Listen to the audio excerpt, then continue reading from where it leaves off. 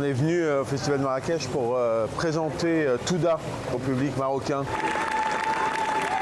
C'était un public qui est le public naturel du film, évidemment, qui a vibré au son de la haïta que chante Nisrine dans le film, au son de ces shikhat qui sont des personnages très proches de nous, ici, dans la culture marocaine.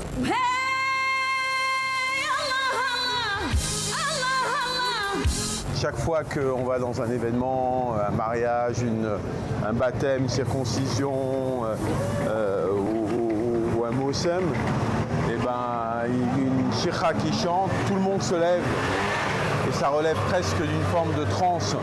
C'est dans les gènes et donc le public, en découvrant le film, quelque part, il s'est aussi rapproché de ces femmes qu'il a l'habitude de côtoyer dans sa vie de tous les jours, mais qui sont des femmes assez, avec la relation, une relation assez ambivalente, parce qu'à la fois on les adore et en même temps on les déteste.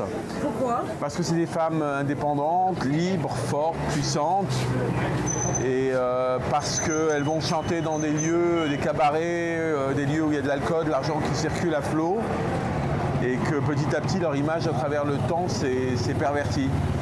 Et là, Touda, un personnage qu'interprète Nisrine dans le film, quelque part leur redonne un statut et leur redonne une dignité. Voilà, on va rentrer dans le centre culturel Les Étoiles de la Médina.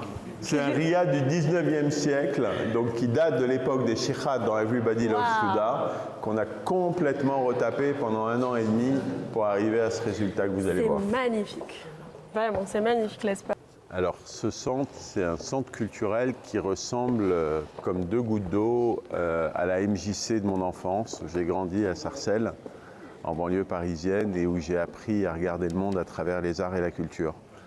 Et en venant m'installer au Maroc, il y a 25 ans, j'avais toujours ce rêve de pouvoir rendre ce qu'on m'avait donné quand j'étais gamin. Là, les cours, l'école n'est pas terminée, mais dès que c'est le cas, à partir de 5 heures, le riad se remplit.